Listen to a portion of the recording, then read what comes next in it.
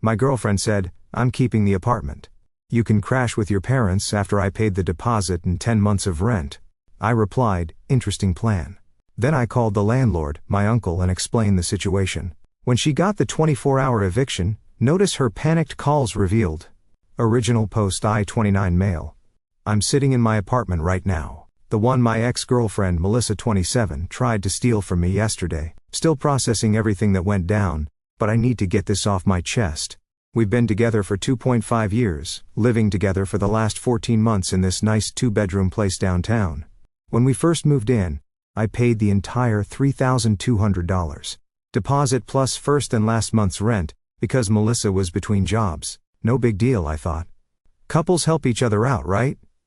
Fast forward to this past Tuesday.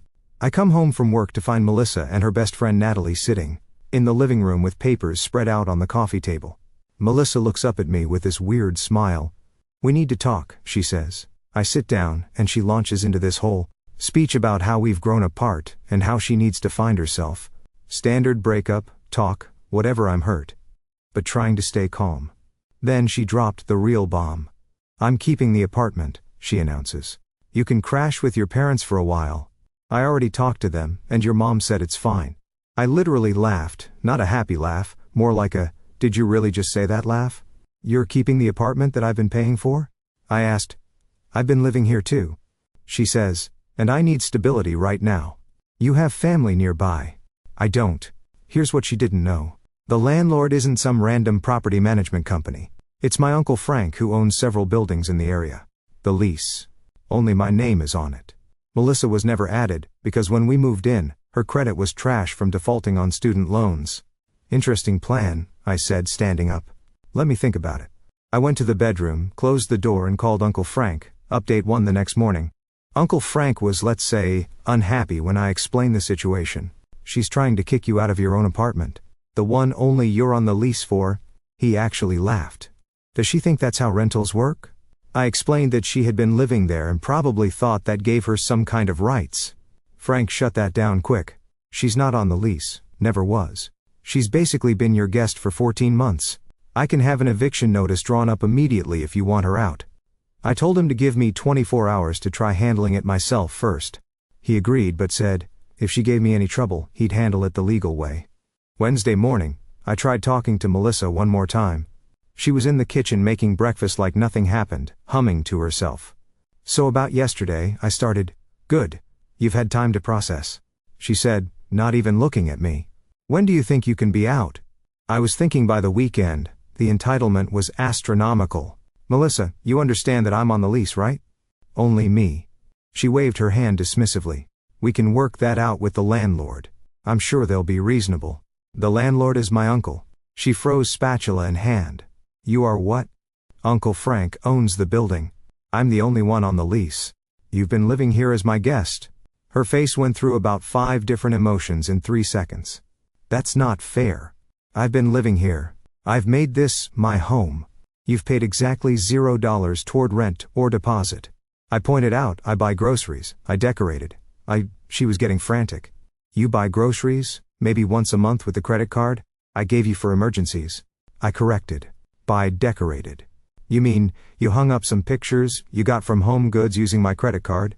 She started crying then. Not sad tears, angry tears. "You're being financially abusive. This is manipulation." That's when I decided I was done trying to be nice. I texted, "Uncle Frank. Go ahead with the notice." Update 2 Thursday afternoon. The notice was served Thursday at 2 p.m. He was at work, but Melissa sure wasn't, according to my neighbor Derek, who works from home. There was quite a scene. Process server knocked, handed her the papers, and Melissa lost it. Derek said she was screaming in the hallway about squatters' rights and common law marriage. We don't even live in a state that recognizes that. And even if we did, we wouldn't qualify. My phone started blowing up around 2:15. "What did you do?" 24 hours. "Are you insane? This is illegal. I have rights. I'm calling a lawyer. You can't do this to me." Then Natalie started, "You're seriously evicting her and her. What kind of man does that? She thought you loved her. This is abusive behavior." Then came the call from Melissa's mom, Patricia. I actually answered this one because I'd always liked Patricia Dennis. She said she never could remember my name was David. What's this about you throwing Melissa out? I explained this situation calmly. How Melissa had tried to kick me out of my own apartment, how she never paid rent, how she wasn't on the lease. Patricia was quiet for a moment. Then she told me you two decided together that she would take the apartment. No, Patricia. She decided that, and told me I could go live with my parents. Another pause. That does sound like something she'd do. She did the same thing to her roommate in college. Wait. What? Turns out Melissa had a history of this in college. She convinced her roommate to move out, temporarily during finals week, then changed the locks and kept the dorm room to herself. The roommate had to get the university involved. I thought she'd grown out of that, Patricia said, sighing. I'll talk to her. Update 3 Friday. Friday morning rolled around, and Melissa had apparently spent all night consulting with every legal expert she could find. Her Instagram stories were full of legal advice, posts, and know your rights infographics. She confronted me at 7 a.m. with a printed stack of papers. According to these sources, I'm a tenant, regardless of whether I'm on the lease. You need to give me 30 days notice minimum. I looked at her papers. They were all from different states, none from ours. Melissa, those are for actual tenants. You're not a tenant. You're a guest who's overstayed their welcome. I get mail here that makes me a tenant. You get mail here because he used my address without permission. The magazines you subscribe to with my credit card don't make you a tenant. She tried another angle. I'll call the police. They'll side with me. Go ahead, I said. Uncle Frank had already prepared me for this possibility. She actually did it. 2 officers showed up around 9 a.m. Melissa ran to the door, tears streaming. Officers. He's trying to illegally evict me.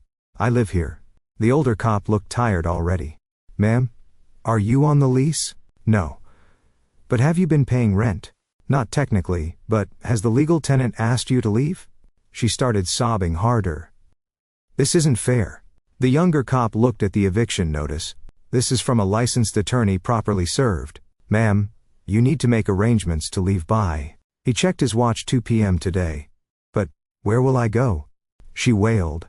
That's not his problem, man, the older cop said, looking at me with something like sympathy. Sir, if she's not out by 2 p.m., call us back. Update for the panic sets in. After the cops left, Melissa went into panic mode. The entitled attitude crumbled, replaced by desperate bargaining. David, please, can we talk about this like adults? We tried that. You told me to move back with my parents. I was emotional. I didn't mean it like that. How did you mean it? Then? She couldn't answer that. By noon she was making calls, trying to find somewhere to stay. I heard her on the phone with Natalie. What do you mean? You don't have room, you have a whole couch. What about just for a few nights? This is an emergency. Then calling other friends, each conversation getting more desperate. Apparently nobody wanted to take her in, shocking considering how she treated people. 12:30, she tried one last manipulation. If you kick me out, I'll post everything on social media. Everyone will know what kind of person you are. Go ahead, I said. Make sure you include the part where you tried to steal my apartment after I paid for everything for over a year. She actually started typing up a post, showing it to me like a threat about to be homeless because my ex is evil. 2 years together meant nothing. Remember this: when a man says he loves you, might want to add the context. I suggested how you tried to kick me out of my own apartment that I pay for. She deleted the draft. Update 5. Moving day. At 1 p.m. Uncle Frank showed up with 2 movers he'd hired. I want this done professionally. He told me no room for her to claim we damaged anything. Melissa stuff wasn't that much? Honestly. Clothes, makeup, some books, her gaming setup that I bought her for Christmas. The movers had everything boxed and ready to go in under an hour. Where should we take it? One mover asked. Melissa was sitting on the couch frantically testing. I don't know, I don't have anywhere. Can you just leave it here until I figure it out? No, Uncle Frank said firmly. You have 10 minutes to decide, or we're putting it in storage. And you can pay to get it out. She called Patricia. I could hear Patricia's voice through the phone. I told you this would happen, Melissa. Your dad and I are in Florida for the month. Call your cousin Rita. Rita apparently lived an hour away, and wasn't happy about the situation, but agreed to let Melissa stay for a few days only. As the movers loaded her stuff into the truck, Melissa tried one more time. You're really gonna do this? Throw me out like trash? I'm not throwing you out, I said. I'm enforcing the same boundary. You tried to set that we need to live separately. You just assumed you'd be the one keeping the apartment I pay for. But, I picked this place. I decorated it. It's more mine than yours. You picked it from the 3 options I could afford. You decorated with my money? No, living somewhere rent-free doesn't make it yours. She grabbed her purse and headed for the door, then turned back. You'll regret this. You'll miss me and beg me to come back. I'll miss who I thought you were. I admitted not who you actually are. Update 6, the aftermath calls. The calls started that evening. First was Natalie. She's at Reader's crying her eyes out. How can you live with yourself? Pretty comfortably in my apartment that I pay for? I replied, you're heartless. She loved you.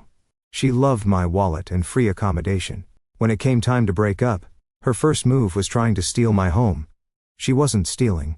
She thought she could take advantage of me one more time. She thought wrong. Then came a call from a number. I didn't recognize it was Melissa Friend Group on speaker. We just want you to know that we all think you're disgusting.